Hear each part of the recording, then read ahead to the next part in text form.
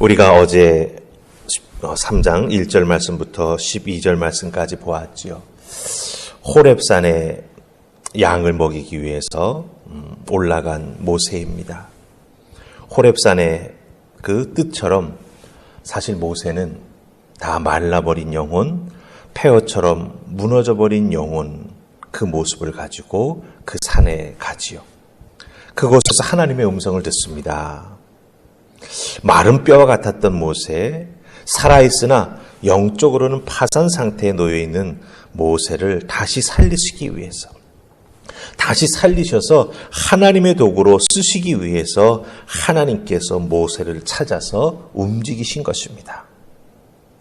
하나님 앞에 설 수 있는 모세로 새롭게 만들어 주시기 위해 하나님은 어떻게 하십니까? 모세가 서 있는 그 땅을 거룩한 땅이라고 말씀하십니다.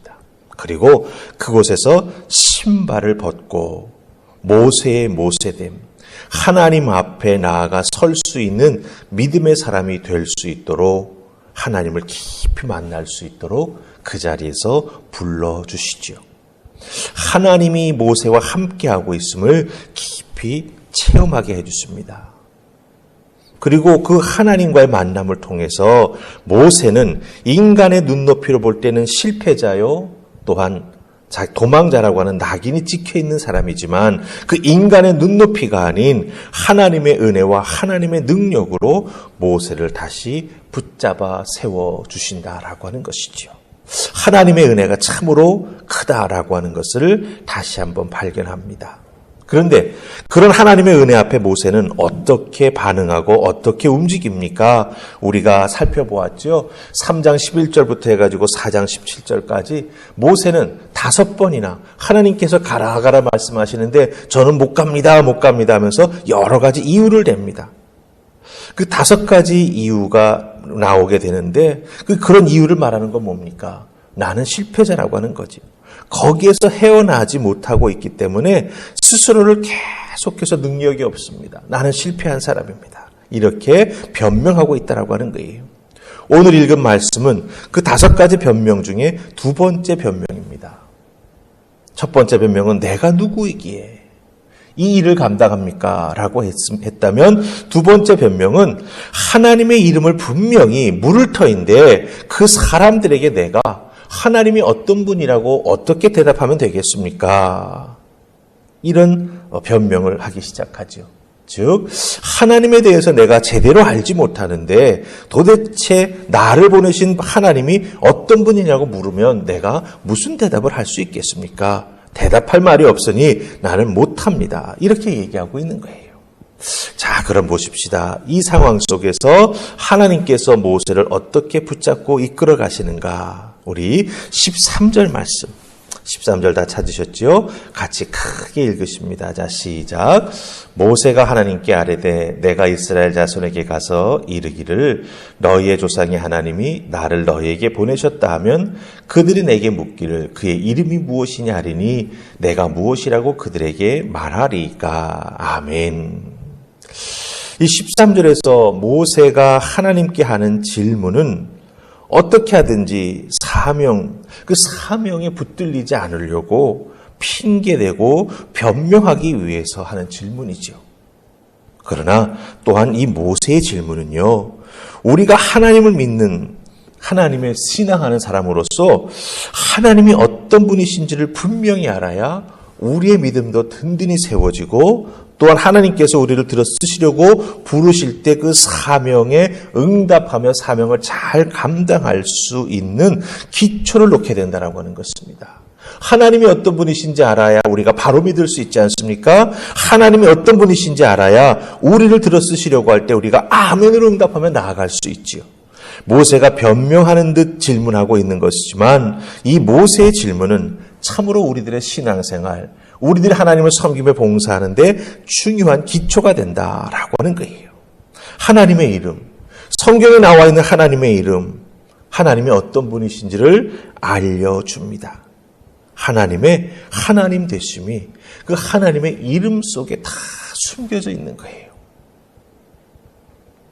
모세의 이런 질문을 받으시면 하나님께서 거기에 이제 대답을 해주시죠. 그래, 네가 나에 대해서 알고 싶구나. 그럼 내가 나에 대해서 알려줄게. 그러면서 14절에서 한 번, 15절에서 한 번 연결되어 있는 문장이지만 하나님이 어떤 분이신지를 두 가지로 말씀해 주십니다. 자, 그럼 이 두 가지 살펴보십시다. 우리 14절, 15절을 같이 연결해서 읽으십시다. 자, 우리 14절 먼저 읽습니다. 시작. 하나님이 모세에게 이르시되 나는 스스로 있는 자이니라. 또 이르시되 너는 이스라엘 자손에게 이같이 말하기를 스스로 있는 자가 나를 너희에게 보내셨다 하라. 아멘. 자, 14절에서는 스스로 있는 자라고 하셨습니다. 그럼 우리 이제 15절 한번 같이 읽어볼까요? 다시 시작. 하나님이 또 모세에게 이르시되 너는 이스라엘 자손에게 이같이 이르기를 너희 조상의 하나님 여호와 곧 아브라함의 하나님, 이삭의 하나님, 야곱의 하나님께서 나를 너희에게 보내셨다 하라. 이는 나의 영원한 이름이요 대대로 기억할 나의 칭호니라. 아멘. 14절에서는 조상의 하나님과 연결되어서 모세 앞에 임재해 계신 하나님이 어떤 분이신지를 말씀해 주고 있어요. 자, 먼저 14절 나는 스스로 있는 자이다 이렇게 말씀하고 있습니다. 이 스스로 있는 자다라고 하는 이 표현 히브리 성경 그대로를 번역하면 나는 나다 이 뜻이에요. 네. 그러니까 나는 누구에게 의지하여 존재하는 신이 아니다라고 하는 거죠. 하나님이 어떤 분이신지를 1인칭으로 보여주시는 거예요. 1인칭. 나는 나다. 그렇기 때문에 나는 누구에게인가 의지해야 존재하는 그런 신이 아니다. 나는 나다. 하나님은 그 어떤 것에도 종속되어 있는 분이 아니다라고 하는 걸 말씀해 주시는 거죠. 나는 나다. 하나님은 한시적으로 계시는 분이 아니라 영원히 계신 분이라고 하는 걸 말씀해 주고 계십니다. 이렇게 모세 앞에서 하나님은 1인칭으로 나 하나님은 이런 사람이다 라고 말씀해 주시는 거예요. 나는 나다. 이 1인칭으로 하나님께서 자기의 정체를 모세에게 말씀해 주시지만 15절에 가서는요. 하나님께서 이제 바꾸셔서 설명하세요. 나는 나다라고 말씀하셨지만 이 15절에서는 3인칭으로 말씀해 주십니다. 3인칭이라고 하는 의미가 뭐냐면 하나님을 믿고 따르는 자들에게 하나님께서 어떤 모습으로 나타나 주셨고 어떤 모습으로 이끌어 주셨고 어떤 모습으로 축복해 주셨는지 그 하나님을 믿는 자들이 경험한 하나님의 하나님 되심을 이 15절에서 말씀해 주고 계시다라고 하는 거예요. 하나님을 믿는 자들과 하나님이 어떻게 연결되어 있고 관계되어 있고 그들과 함께하고 계시고 그들을 지켜주시고 그들을 축복해 주셨는가라고 하는 것을 여기서 보여주고 있습니다. 그게 바로 아브라함의 하나님, 이삭의 하나님, 야곱의 하나님이에요. 언제나 만날 수 있고 도움받을 수 있는 분이 하나님이심을 모세에게 하나님께서 이렇게 설명해 주고 계시다라고 하는 것입니다. 나는 나다. 나는 스스로 있는 자다. 턱 이렇게 이해되기가 쉽지 않지요. 하지만 그 스스로 계신 하나님이 아브라함이 믿던 하나님이시되 이삭이 믿던 하나님이시되 야곱이 만났던 하나님이시되 이렇게 되면 어떻습니까? 그 경험, 그 만났던 역사를 알고 있는 우리들은 하나님이 이런 분이구나라고 하는 걸 싹 알게 되는 거죠. 저는 여러분에게 묻고 싶습니다. 나는 스스로 있는 자이시다라고 말씀하신 하나님을 여러분들은 어떻게 알고 계십니까? 성경을 읽어서, 설교를 들어서, 성경 공부를 통해서 우리는 하나님이 어떤 분이신지 알게 됩니다. 다른 말로 바꾸면 글로 쓰여진 하나님을 우리가 읽고 지식과 이성으로 알게 되는 거지요. 하지만 이렇게 글로 알게 되고 지식과 이성으로 이해하게 된 그 하나님이 내 머릿속에 하나님으로만 계시면 안 됩니다. 내 머릿속에 계신 하나님이 내 가슴 속에서 살아 역사하시는 하나님으로 체험되어야 한다라고 하는 거지요. 이 하나님이 내 가슴 속에서 내 삶 속에서 살아계신 하나님으로 체험되지 않는다라고 한다면 우리는 언제나 오늘 말씀 속에 나오는 모세처럼 조금만 어렵고 힘들면 뒤로 물러서고 변명하고 안 된다, 못합니다. 이런 말하는 사람으로 전락하기 십상이라고 하는 거예요. 왜? 머릿속에만 있는 하나님이기 때문에 그것으로 합리화가 되지 않으면 늘 사실은 믿음이 흔들릴 수밖에 없다라고 하는 거죠. 하지만 삶 속에서 만난 하나님은 그 머릿속에서 이해된 하나님을 넘어섭니다. 삶 속에서 만난 하나님은 살아계신 하나님이고 나에게 직접 역사하신 하나님이시죠. 아브라함의 하나님. 아브라함의 하나님을 어떻게 직접 알게 됐습니까? 전혀 모르는 길. 하나님이 가자라고 말씀하시니까 따라 나섰습니다. 그 처음 가보는 길 하나님 믿고 따라가면서 하나님이 이런 분이구나라고 하는 걸 하나하나 경험하죠.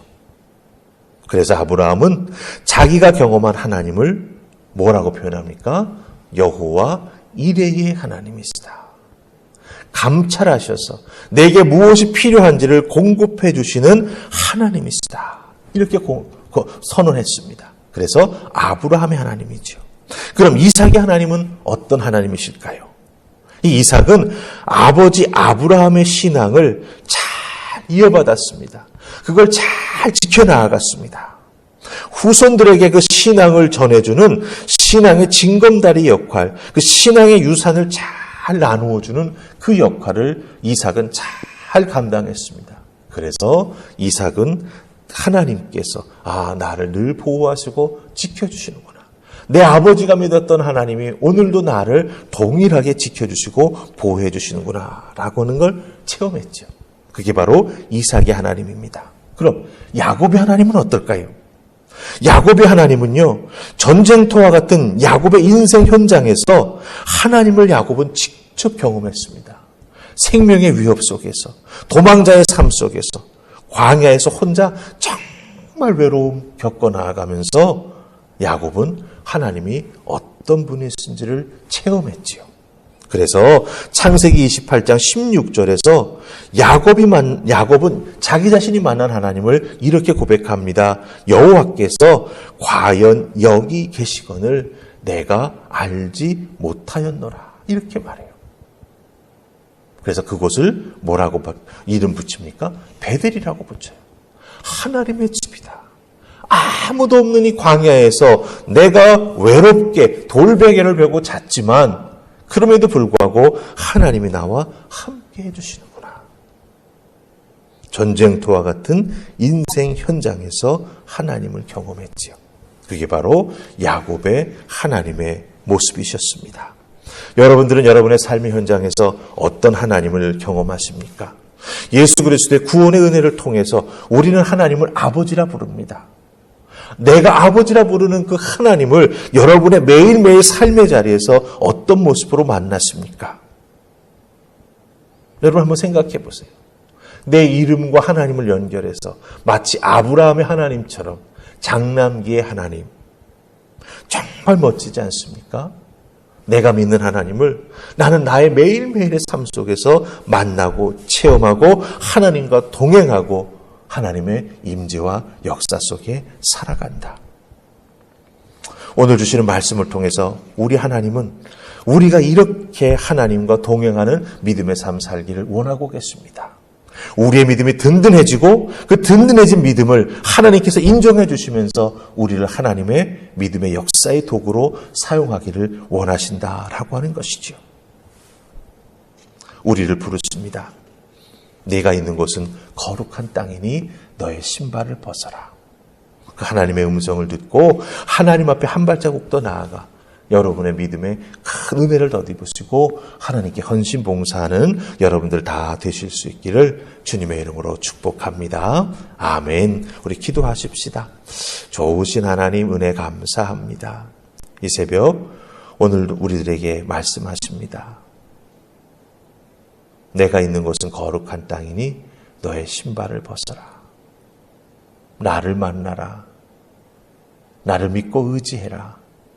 내가 너를 지키고 내가 너를 인도하며 내가 너를 축복하리라. 우리에게 말씀해 주십니다. 오늘 이 자리에서 이 새벽제단 무릎 꿇고 아버지 앞에 나아가 그 은혜를 덧입는 우리 모두가 되게 해 주시옵소서. 그리하여 내가 만난 하나님이 어떤 분이신지 온전히 깨달아 알고 증거하며 또한 증인으로서의 삶을 온전히 살아갈 수 있도록 축복하여 주시옵소서.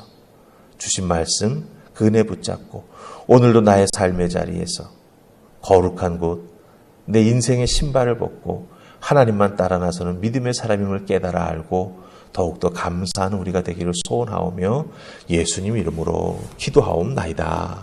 아멘.